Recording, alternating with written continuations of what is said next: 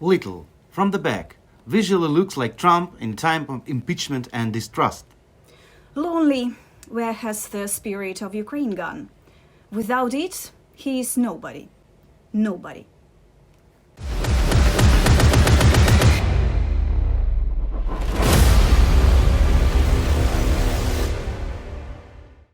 Time issued an article by Simon Shuster.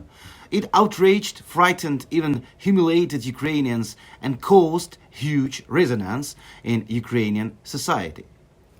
This article actually can be attributed, to those series of materials that aim to demoralize Ukrainians and our allies at the challenging situation of the positional stalemate at the front line.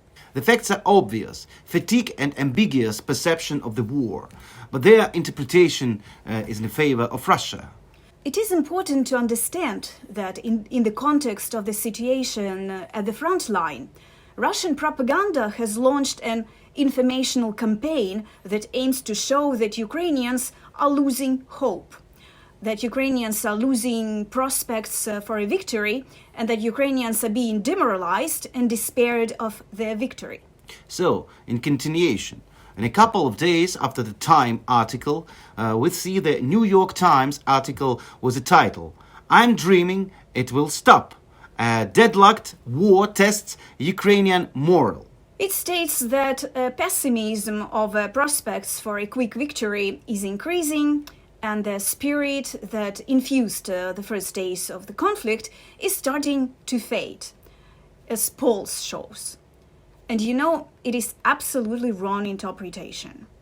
The polls find that Zelensky's PR campaign for a quick victory is fading, but not the spirit of Ukraine. Sure. That his rosy-colored fog is fading, but not the spirit of Ukrainians who from the very first days of Russia's full-scale invasion, know that our enemy is furious, insidious, and bloodthirsty.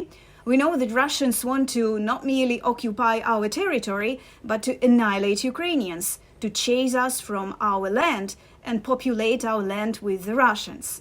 And they are ready to pay for this any price of millions of their deaths. This existential for Ukraine war has been going on since 2014, almost 10 years already. And actually, if you look at it from the historical perspective, this existential confrontation has been going on for over 400 years. The Ukrainian spirit is hardened by centuries of struggle for its freedom and independence. And we are aware that the alternative for this fight is Bucha. If we are tired of war, we are dead. But instead of accepting mistakes, like General Zaluzhny has done in his essay, Zelensky and his office make new mistakes that give food for Russian propaganda. And we see one more article in the New York Times with the title, "Zelensky Rebuke of Top General Signals Read in Ukrainian Leadership."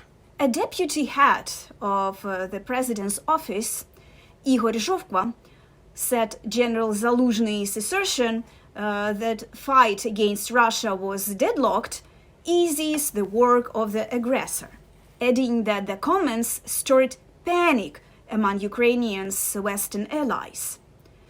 And that is better to communicate in these behind closed doors. Shuster, in his article in Time, described how President Zelensky gives orders to the military and how he reacts to the worsening situation at the front. And Anonym said Shuster that at least one minister and a senior general responsible for the counteroffensive should be fired. And less than a week later, the president fired Horenko. Yep. So the New York Times write that the American military officers who worked with the dismissed General Horenko were surprised and puzzled by the news of his removal. They, describe their working relationship with him as close and very, very effective. We all were puzzled. Horenko himself was also puzzled. I think that Zaluzhny was puzzled. And Zaluzhny as well. Horenko said that he did not know the reasons for his resignation. The commander-in-chief Zaluzhny didn't make a request for him, and Horenko learned about his own resignation, from the media. Yeah. We don't exclude that this is not the first Zelensky personal decision to bypass General Zaluzhny. Zelensky, I think, really afraid of Zaluzhny as a possible competitor in the upcoming elections. President Eisenhower, I think you understand what we're talking about, yep? Yeah, and it can be, warning sign about personal decisions, both for other senior leaders of the army and for Zaluzhny himself. You know what?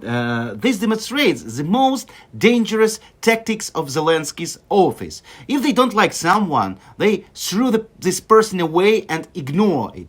They do not give reasonable, logical explanations for their decisions. If there is a serious problem, a mistake they make, they try to hide it from the eyes of the public and accuse everyone who speaks it out and publicize it. They do not deal with causes. They cover up and hide effects. Yes, for example, when our colleagues, independent journalists, investigated their corruption cases in the Ministry of Defense of Ukraine, right? Zelensky's office accused these journalists, imagine, of informational, psychological operation against higher military and political leadership. Zelensky did not tell the corrupt officials to stop stealing his officials. He told independent journalists to shut up. Brilliant idea, yep. Now we see the same tactics. The president's office doesn't accept its fuck-ups in communication strategy with both Ukrainians and our allies. They accuse General Zaluzhny. They say that his declaration that war is at a stalemate is helpful to the aggressor, to the Russians. In their magic thinking logics, it is not the, stalemate that is dangerous and needs to be solved, but the declaration about it. They do not communicate the truth.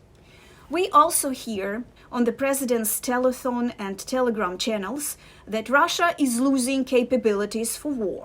That's how Alexei Danilov, the secretary of the National Security and Defense Council of Ukraine, commented on the news that North Korea has already delivered 1 million ammunition or shells to the Russian Federation. Plus, Russia is expanding production. Its military industry works in 3 shifts, while the European Union provided Ukraine with only 30% of the promised million ammunition or shells. The head of the Ministry of Foreign Affairs, for Ukraine, Dmytro Kuleba, said the Ukraine does not feel a decrease in international aid in the fight against the Russian Federation, despite the war between Israel and Hamas. And it's not truth. It's a very great pity, but it's not truth. Yes, and this along with the news that United States will reduce the amount of monthly budgetary assistance to Ukraine from 1.1 billion to 825 million. Fedor Venislavsky, the president's representative, says that today there are no grounds for saying that there is a need to expand, accelerate or increase the number of mobilization measures.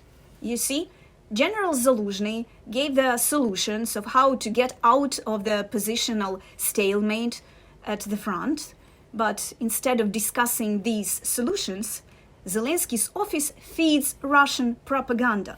And of course, Russian propaganda uses this and shouts about the rift in Ukrainian leadership.